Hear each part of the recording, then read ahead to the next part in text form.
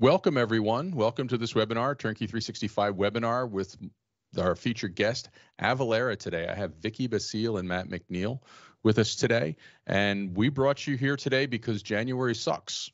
And if it's still fresh in your mind, it can be quite the chaos situation with particularly with rules changing, and even LLCs are starting to have issues where they're going to have to start filing and doing more fun stuff.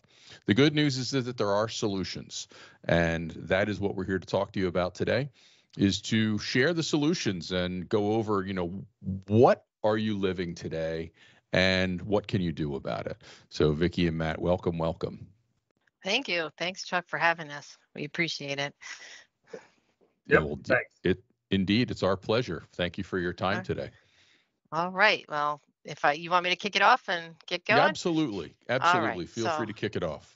We are here to love January again, people. So we know the 1099 season is tough.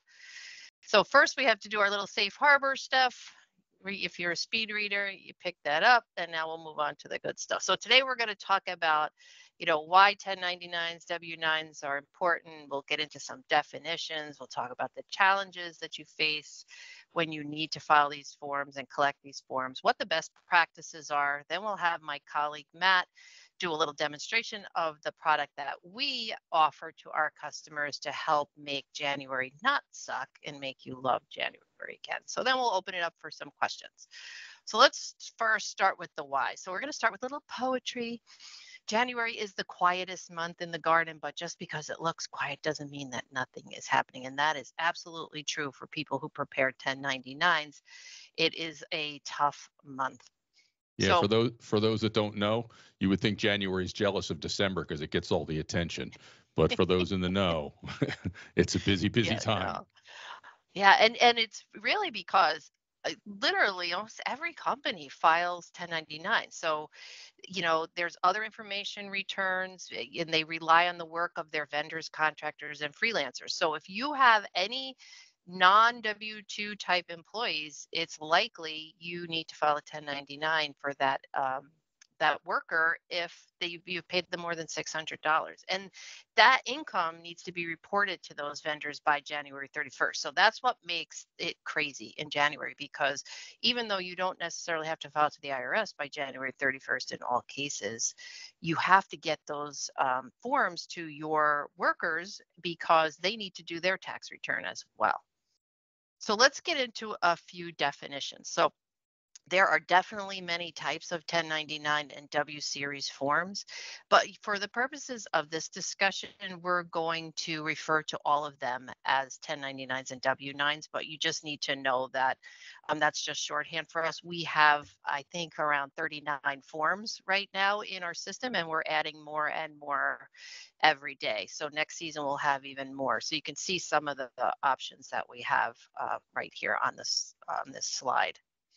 So what are W-9s and 1099s? So W-9s are required to be collected from all of your vendors. The W-9 form, it's really just an information gathering form. It requests the name, address, and TIN, or taxpayer identification number of your taxpayers. And the 1099 is the form that you issue to your workers that details all of the income that you have paid to them over the course of the year. And again, if it's over $600, in most cases, you have to file a 1099 to your freelancers and vendors. So Matt, let's talk about what happens if the companies can't or don't collect those forms. Yeah. There's a lot going on here. And historically, I've run into a lot of companies that say, do I really need to collect a W-9 form? Don't I just need to get their tax ID number? And really, the intent behind the W-9 or W-8 form is really something along the lines of an affidavit. They're saying, here's my legal entity.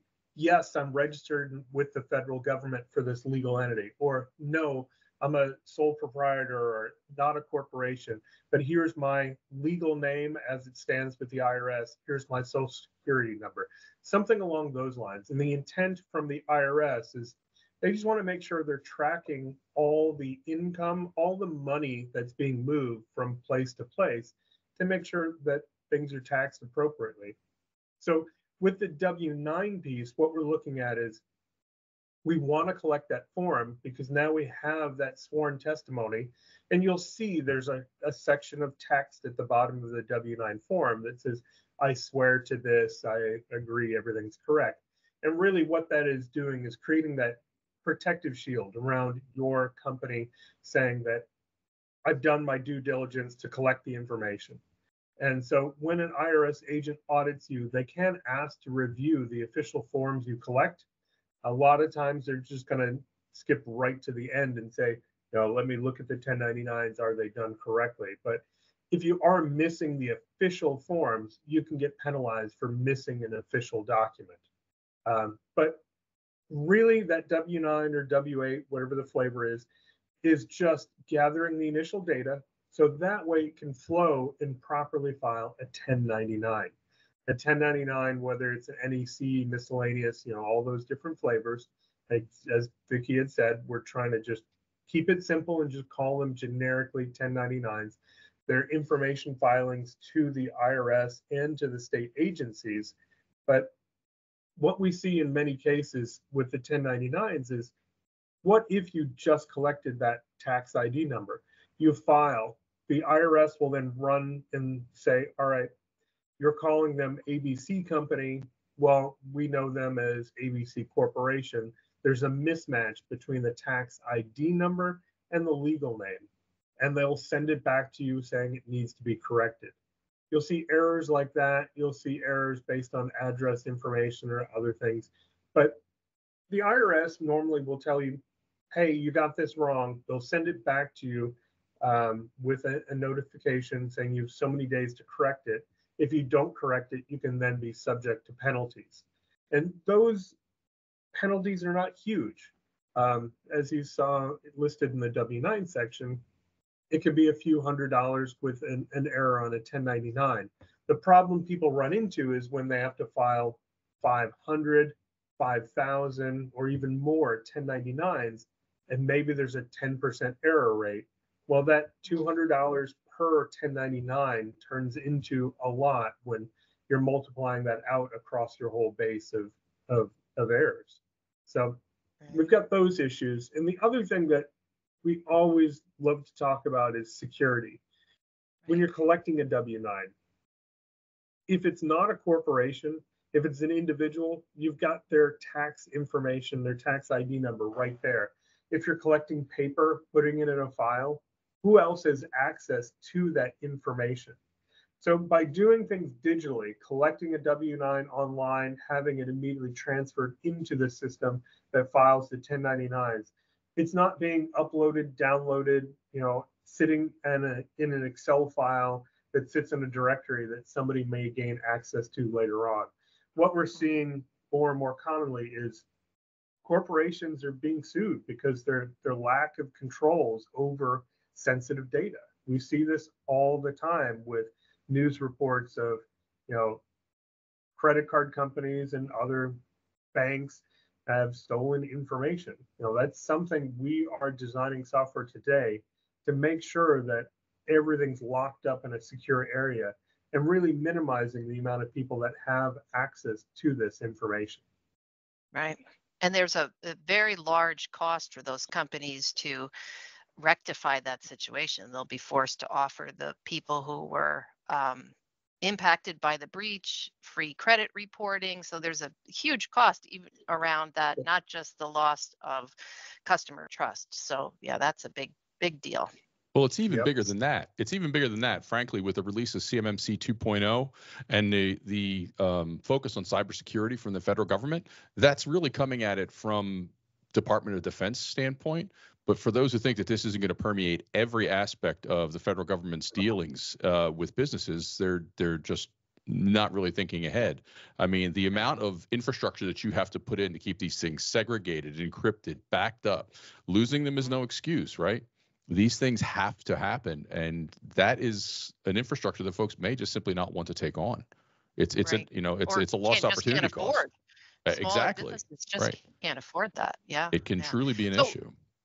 so what this winds up doing is putting the businesses caught. They get caught in the middle. They're right in the middle. So they're part of every bit of the process. So when the Hmm. contractor gives them a W-9, now they're, as Matt was saying, they're in control of this W-9. They need to protect it. They also need to make sure that what the contractor put on the W-9 is actually correct. And Hmm. that's not very easy without software.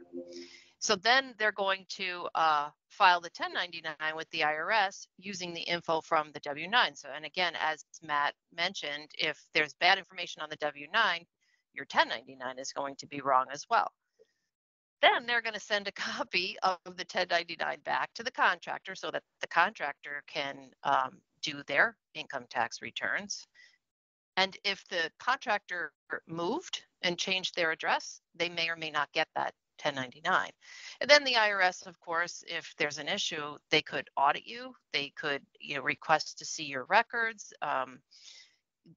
That's if you don't want to get on the radar of the IRS by filing multiple 1099s that have bad addresses or bad TINs, because then that just gives them your low hanging fruit then for the IRS. They can just come in, and if you don't have your W-9s in place, that's easy money for them. So inefficiencies and liabilities, that's what we got. All right, so what are the challenges? So I mentioned earlier that you have to get the 1099s to the vendors by January 31st. Now, that's what makes January so terrible, because that is the deadline for there's minimal cases where the IRS also needs the 1099 by January 31st, but in most cases, if you're paper filing, like say a 1099 NEC, that needs to be to the IRS by January 31st. But other forms, if you're paper filing like the miscellaneous form, that's due paper filing February 28th to the IRS. And if you're e-filing, you have until March 31st. So the real rush comes with the vendor information. And that's really where you have most of your problems, right? If the TIN doesn't match or if the address doesn't match. So you need to make sure that you have a system in place that makes sure that the data that you're bringing in is accurate, so that the data you're sending out is accurate as well. So this one, Matt, let's talk about this. This was very confusing and caused a lot of problems for taxpayers last year. We had so many clients that were very upset about the ruling, but then acknowledged they had to get it done, started preparing anything, and then last minute things got moved off. But this is interesting how the IRS really changed the structure, saying, all right, you're going to have to file for X amount of people. It used to be the situation is with the marketplace, it was a much higher threshold. Then they lowered it down to match the same as some of the other 1099 forms of being $600. Then they moved it back just a few weeks before the filing deadline, saying, no, we're going to change this, and this will be, instead of for the 23, it'll be for the 24 filing.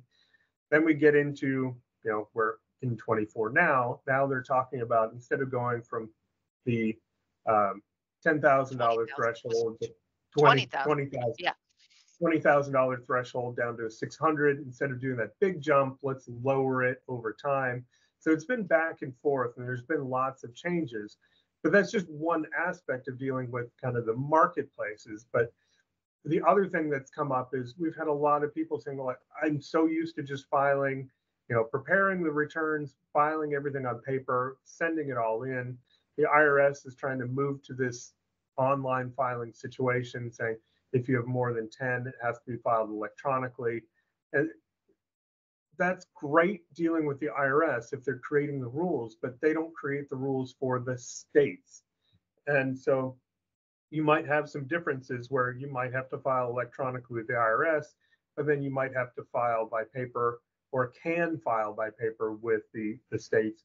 It just depends. So we wish it was more unified, having the IRS create rules that would flow to the states. But again, just like we deal with sales tax issues, every state has its own rules on how it wants to handle these documents. And in all my years as a CPA, I don't think I've ever found anything that came out of the IRS that was easy or logical. So it started at you could mail 250, then it went to 10.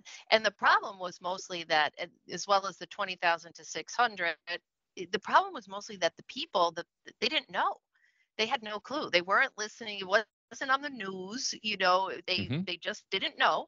So they just assumed, well, just after I close my books in December, I'll just file my 1099s. And then they find out that they can't file more than 10 by paper. So we're getting panicked phone calls in mid to end of January saying, can you help? And of course, we can help. Our system is you could do 1,000 1099s in a day. The other thing I heard, and I'm not sure if you heard this too, Matt, is that now the 2024 number for NEC is, or for the K is maybe going to be 5,000, but we're still not sure. So that's the latest that I heard, 5,000, but who knows? And you'll see things change over time as technology gets better and better. We're going to have more data flowing around. We see this with other areas of tax. That $600 threshold was set for a specific reason, and we'll see over time that will probably go away, saying if you pay somebody $1, we'll probably have to do something. The government is really saying, in the old days, they'd say, well, anything under this threshold is just not worth our time. But now with the way the IRS works and automating so much of the audit process these days, they might as well say, if there's been any transaction, let me see the data behind it. So yeah, why wouldn't they, right? Yeah. Well, I would hope that they would still continue to look at the productivity aspect of it on their side, because they are doing it, and then also the fact that it's a small business killer.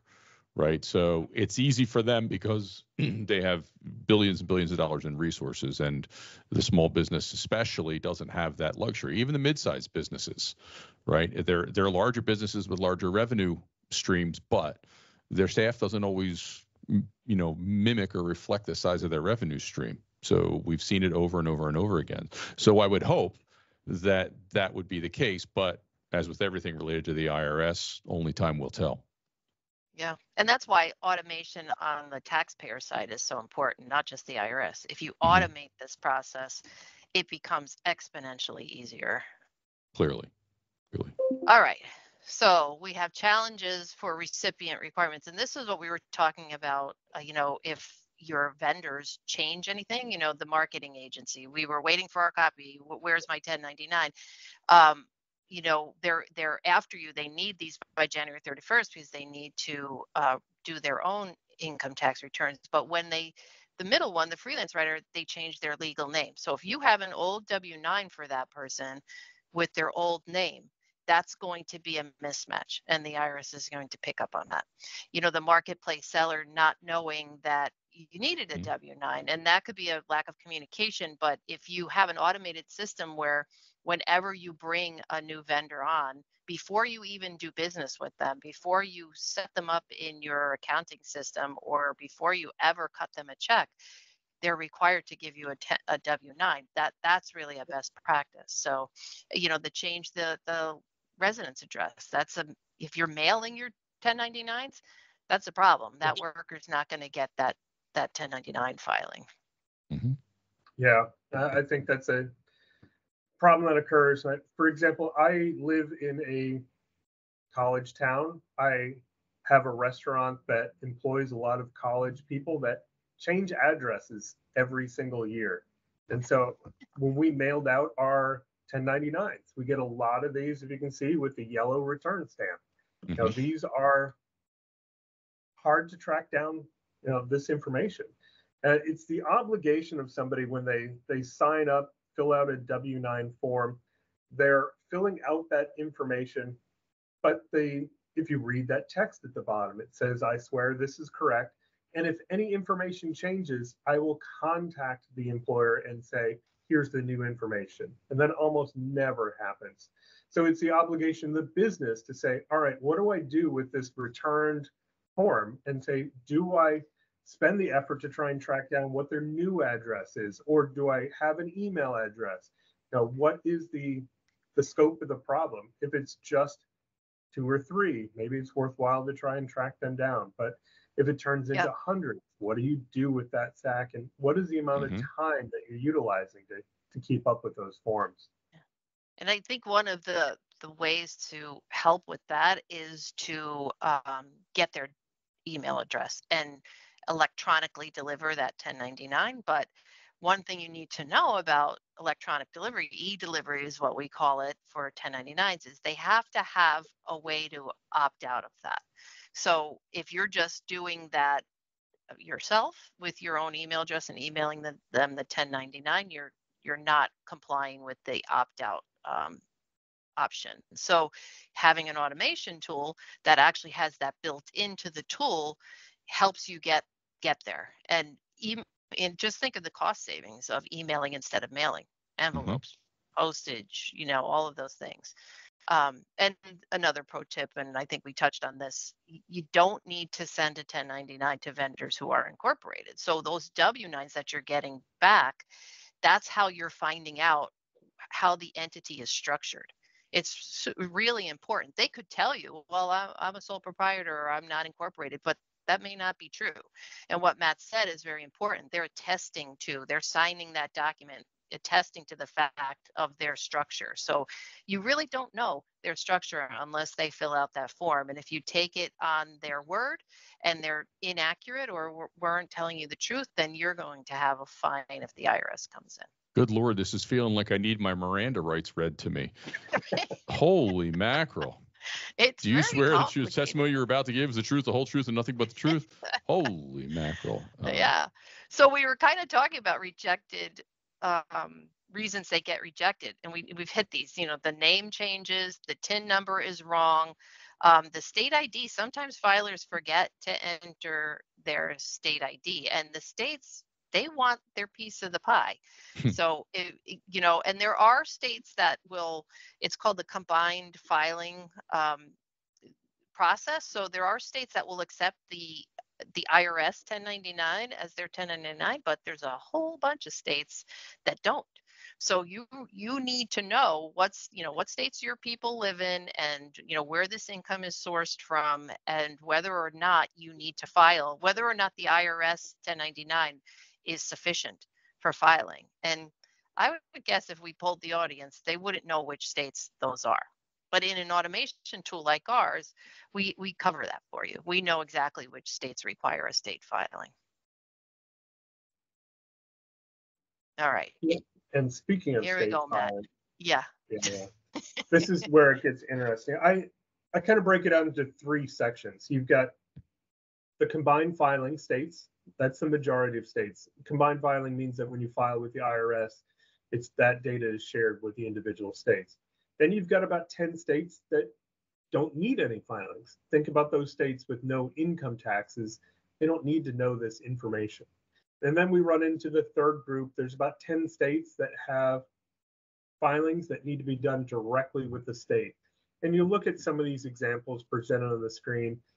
Some of these, like South Carolina, it's just completely unreasonable. I've got a portable, somewhere on my desk here, a portable CD writer that I utilize for events like this, but it's just unacceptable for states to be asking for us to dig up old technology just to meet their standards. But you can see these are just 3 examples, but this is what I was saying earlier. If the IRS is setting the rules, it'd be great if some of those rules would flow down to the states, but every state has the right to come up with its own rules on how to report, what forms are utilized, how that form is filled out, when is it due. You might be focused on the federal due dates, but the state due dates might be different. So as you can see from these examples, there's a lot of wackiness out there when it comes to the states. And again, crazy town. When you utilize the software to take care of this, you know that it's thinking about these unusual circumstances and trying to assist you and warn you in advance. Hey, this is coming up. It needs to be done a little bit differently. Matt, I don't need to be convinced to cherish my, CD drive here, CD writer, and believe it or not, I still have a 3.5-inch floppy disk that plugs into USB because stuff happens, right? I don't need to be convinced, but at least, look, I'm not so bad. I don't have an 8-inch floppy disk reader, okay, like I had when I was in college. All right, so I'm a dinosaur, but I'm not that old a dinosaur. So everybody who has South Carolina issues, you need to call Chuck or Matt to get your data burned to a CD, because you're probably the only two people in the country. They can't, because that information needs to be protected and they can't share it outside the organization. Yes, right? good. So there you go. We can't do that. As much as I would like to help, I can't. That's a good way to get out of it, Chuck. Yeah, see what I did there? All right. So let's talk about some of the stuff we heard. We did a survey after the filing season, and we got some interesting feedback from our customers. And, the issue with, always doing it on paper before, this is where that issue of you could have mailed 250 previously, and now you can only mail 10.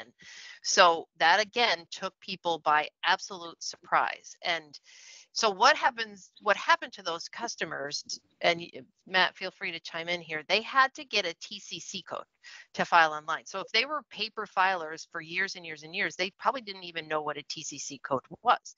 And that basically is a 5-digit code that identifies the business for electronic filing for the IRS. So you have to have this code, but it takes like 60 days to get it.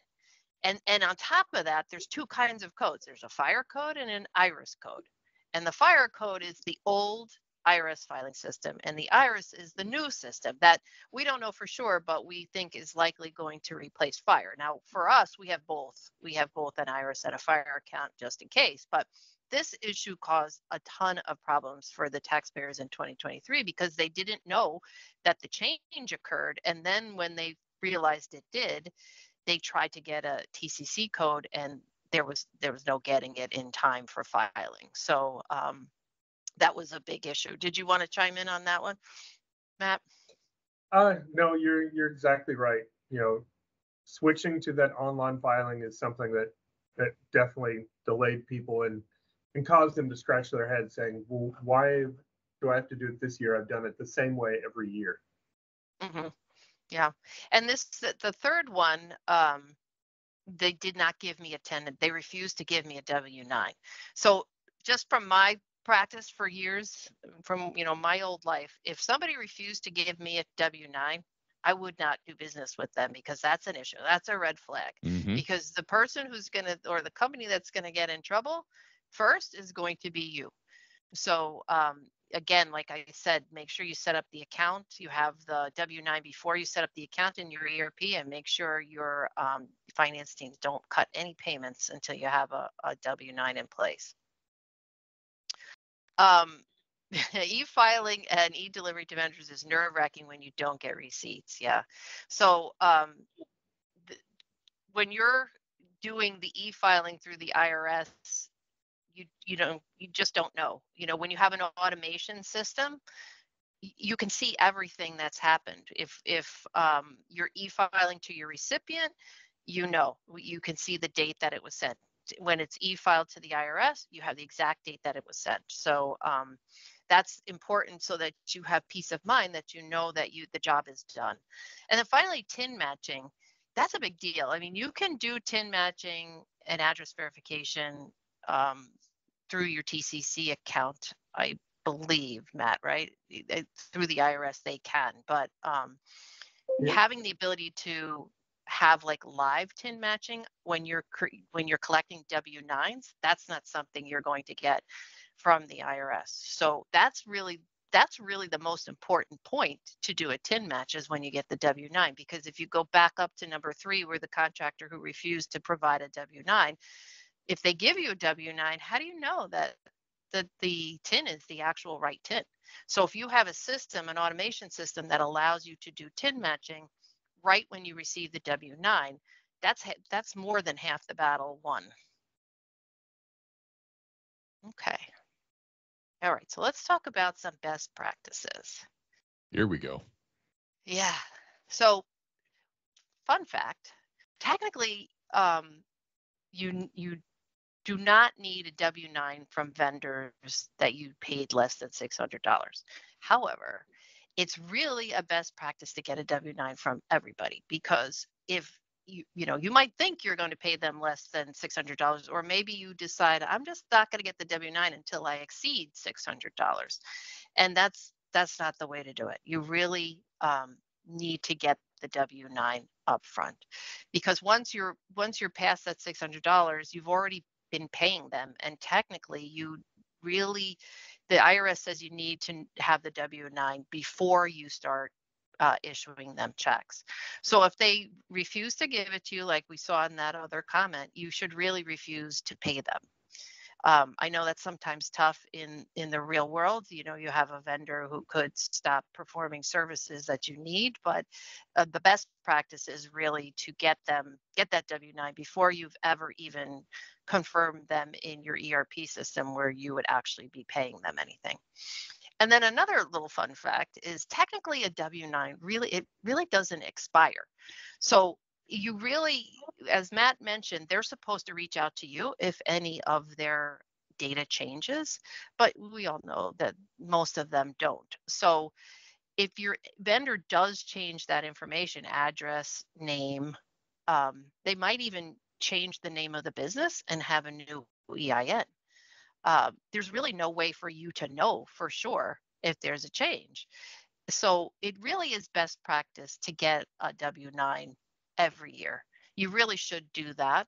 At the very least, you should be TIN matching the W-9s that you have every year to see if there's an issue. And you could do an address verification as well on them. And a system like ours that Matt will show you shortly has the ability to do that. So you really don't need to, those vendors that when you get their W-9s and they're incorporated, you don't need to issue them a 1099, but you technically really should have a W-9 on file for them so that you can justify and say, this is why I did not issue a 1099 to this vendor, because they told me they were incorporated. And again, they're attesting under penalty of law to that information. Anything you want to add in here, Matt? No, not really. You covered it very, very well. I always tell people you're not legally obligated to collect a W-9 from everybody, but it's always a good idea to do it. I work with many companies that set up that policy of, before any payment goes out, a W-9 needs to be on file. And so that way they just know, in case they need it, they've got it. Mm-hmm. Exactly. Yeah, and honestly, that's the kind of thing that get the sales team involved. Frankly, as a salesperson, working with reputable companies, they say this is the information we need to get on the AVL, right? The authorized vendors list. And it's not our job to complete the form, of course, necessarily, but they should be aware of the requirements. So it says, hey, if you want this customer, you've got to help us out here. Oh, but that's accounting's job. Okay, but we're a team, right? So enlist the people, go beyond, accounts receivable and get into the sales team as well. So at least they're aware of the responsibility. So. Mm-hmm. Exactly. Yeah. And of course, processes are always the way to go. If you have a process set in your AP department that we don't set up new accounts in QuickBooks or NetSuite or whatever you're working in, Sage, Microsoft, whatever, you don't set it up until there's a W-9. The vendors and the people who are trying to do business with that company will immediately go get that W-9 for you because they want to be paid. Yep. All right. So this, we tried to put a little timeline of steps together, and it's interesting because it doesn't start with January, right? Because January is hell month, which we're trying to make happy month again.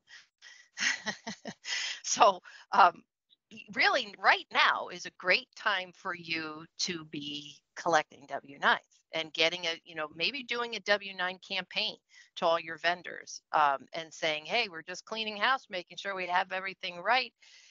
You could, using an automation system like ours, you can send them a link, a hyperlink, and say, click here and fill out your W-9, or you can use our handy dandy API, put it on your website or on your vendor portal. Everybody who comes in, they click on this link and they create a W-9.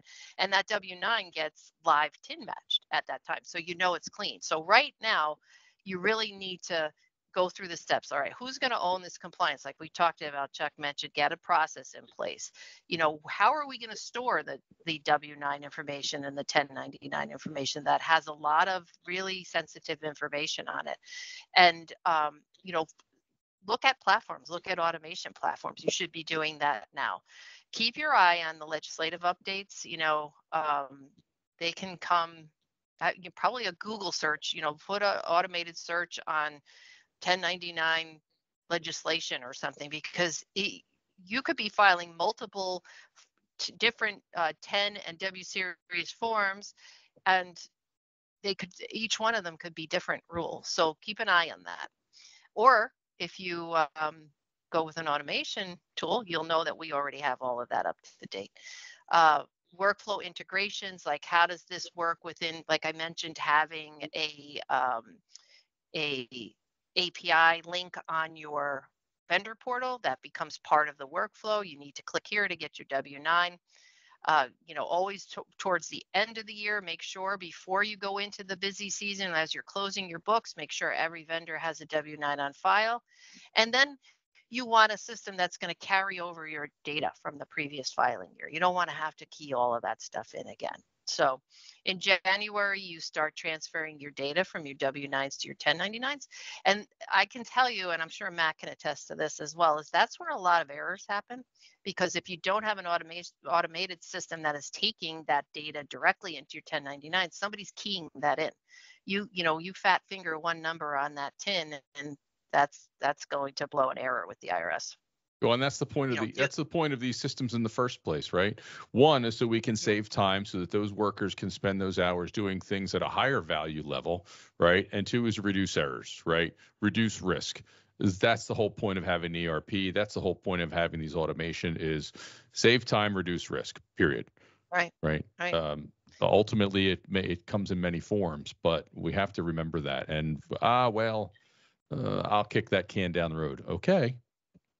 Yeah, really now is the time to get your house in order and start putting that together and making sure you have all of the data that you need to have to love January again, right? The reason people hate January is because all those steps under January, they don't have the data to do it. If you don't have the data, you can't, and if you don't have a way to e-file your 1099s to the IRS, if you have 11 or more, January is not going to be a happy month for you, so automation, they say it's the future, but it isn't the future. It's today.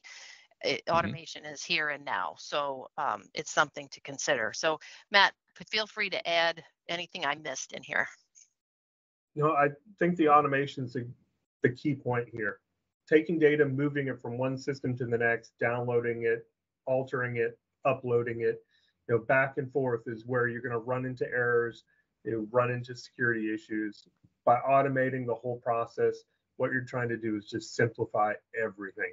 Take a 7-step process, cut it down to 2 or 3 steps.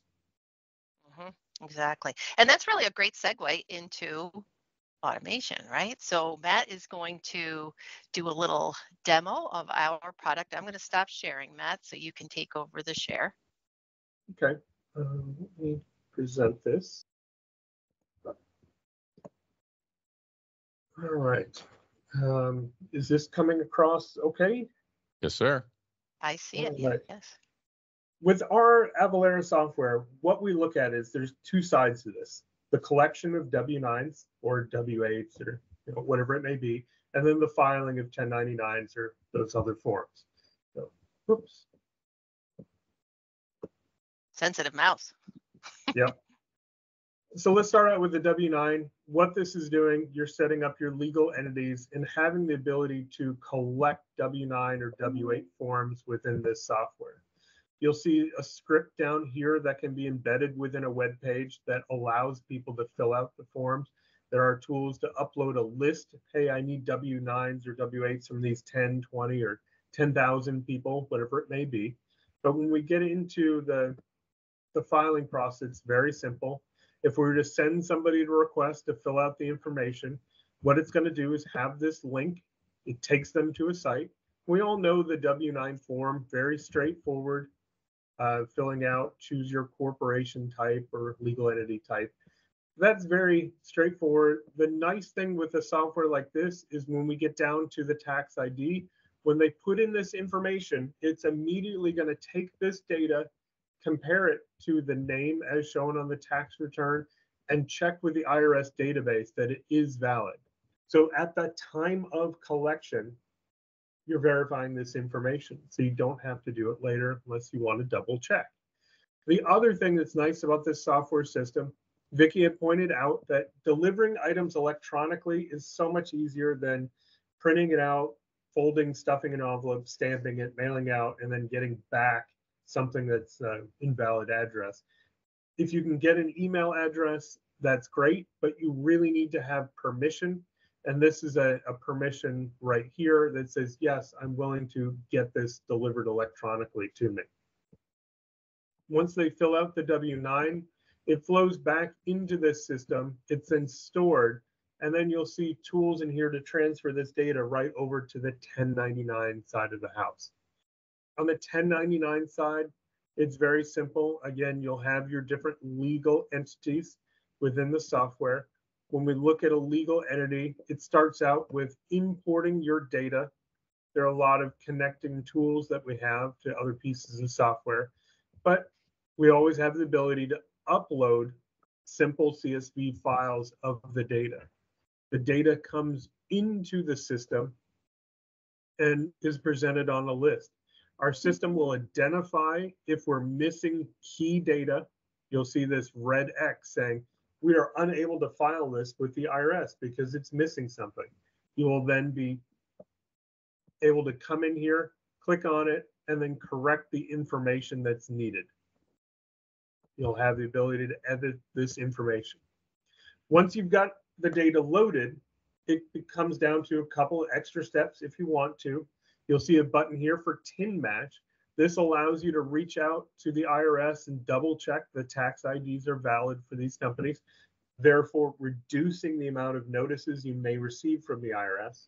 The other thing is if you're still planning on mailing the letters, we have a connection to a database that's looking at postal records to see if anybody's sent in a forwarding address or even the address that you have on file, maybe just updating the zip +4 or just making sure it is a valid address. So you can run it through these two tools just to clean up the data, and then we are ready to file this with the IRS. The system is going to recommend different dates for you to file. We'll normally put it about 2 weeks before. You can see it's saying I need to file this today because this is my 23 filing, which was due a few months ago. So what it's going to do is allow you to put in, if you have an email address, when do we want to send off that email? If we don't have an email address, then we'll come to this stage to be able to print those forms out in bulk and then mail them off to the individuals. Now, when we look at filing with the IRS, you'll also see an area for state filings. If it says good, that normally means it's part of the combined filing or it's not needed to be filed. If it's a state that requires a separate filing, you'll see an informational field in here about what to do about that. But as we file with the states, file with the IRS, what will happen is you'll receive confirmation back from the IRS saying that data has been received. Show you a screenshot of that.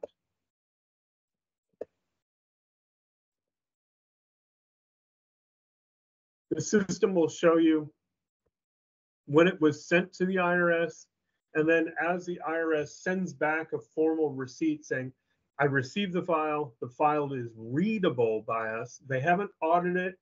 You may still get notices, but at least at this point, you're knowing it was sent to the IRS electronically. It's been received to them. They acknowledge it. Your job is officially done. If you don't receive any notices from the IRS, then you're done for the year. The final piece of this filing process after mailing things out to the individuals is you'll have the ability to back up the data if you wanted to, back it up internally on your system, pull the files down, be able to see the consolidated filing information that our system generates for you. But this software system will retain the data for a number of years. You'll see we normally maintain 5 years of records in here. So in case something happened where we needed to pull data from a prior year, you'll see the information's in here. We would be able to pull older files if needed, or after something's been filed, you'll also see a button to send a correction to the IRS. So very easy, very straightforward in working with this software. Very easy to maintain the data in here, pull it down if needed. So very simple system, and something we see hundreds of thousands of people use it on an annual basis. So this is something within our software. One of the common questions I like to cover with people, this is our website, the track1099.com site, but you'll see some information in here. A lot of people have questions about state filings. You don't have to be a customer of ours. This is a free site for you to look up and see what needs to be done on the state filings. So that's something that comes up quite often. The other piece. I have to say, Matt, that website is the most useful website I have ever seen from a product perspective. Almost every question that's asked in a demo is answered on this website.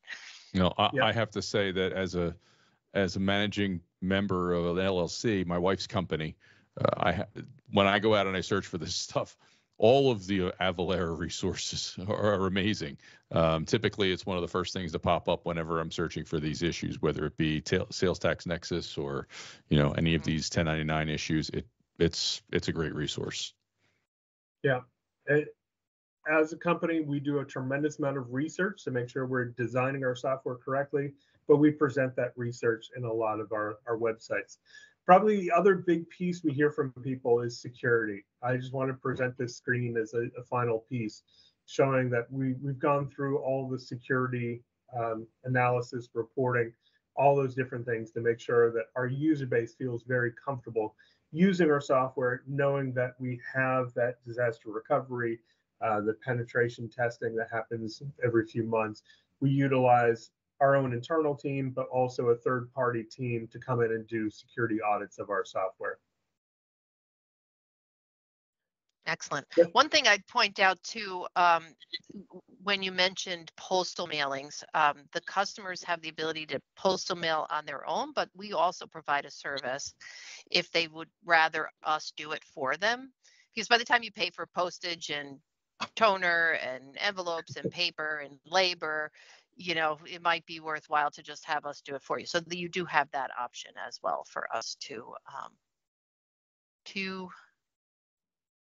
file for you. And don't forget the opportunity cost while that labor is busy taking care of all of those things, right? All the other things that they can be doing. They could be doing. Yes, exactly. Mm-hmm. So with that, we'll go to questions. There were some questions about security, and Matt did show you that, but SOC 2 Type 1, so that is an important security level that we have, and he did show you, and we have that page available on the website for you to see. Do W-9s carry over to the next filing season? And obviously, yes, and that's an easy process. You want to just talk a little bit through how that happens? Do they have to do anything, Matt, or is it just there when they open up the next year? Yeah, the data is always going to be in the system. Like I showed, the ability to import data into the system or transfer from the W-9 side of the house. If you had loaded data in the prior year, there's also a button to say, take the prior year data and carry it forward into this year. You would just have to update and append the dollar amounts that were paid out to those individuals or recipients. Perfect. How do I request a demo of Avalara solution? So I put a website up here on the questions tab there. So you can go to that on our website. There's a like fill in the information and somebody will get back to you and we can get a demo scheduled. But again, that Track 1099 website that Matt showed you and spoke of, it has a ton of information on there. And we do have two ways to consume this product. You can consume it as an online buy, a la carte, and that's really designed for companies who have probably fewer than 100 1099s. Once you start to get up into the higher numbers, so, and even if you were at 50, a subscription might be worthwhile to you, because in our subscription-based product, the tier, nothing is a la carte. You buy a tier. So say you bought 100 forms in our subscription-based product, you could do 50 W-9s and 50 1099s. So you can use the tier for anything you want. That also includes state e-filings as well, fall under that tier. And another benefit of our subscription is that you get the unlimited TIN and address matching in the subscription. So if you do go on the Track 1099 website and you see the pricing section, you'll see that you pay for everything separately. So if you don't want to go through that hassle of having to put your credit card in every time, if you want to buy a W-9 subscription, or if you want to do a TIN match, during the year, you can talk to us about a subscription as well. So you get a little bit more sort of volume discounting there. And with that, we are done. Thank you, Chuck, for this opportunity. Thank you for everybody who came and listened to us. And I really do hope that after this, you will love January again. You'll get an automation system, whether it's ours or somebody else's. It should be ours because we're the best, but you need to take January back. Fantastic. Well, thank you so much, Vicki. Thank you so much, Matt. Really appreciate it, folks. Feel free to give us a call. If you have any other questions, you can send us an email. And obviously this recording will be saved. We'll be able to send that out to you so you can have it for record, share it with others. Until next time, folks, on behalf of Turnkey Technologies, Turnkey 365 team, dream big. We're out.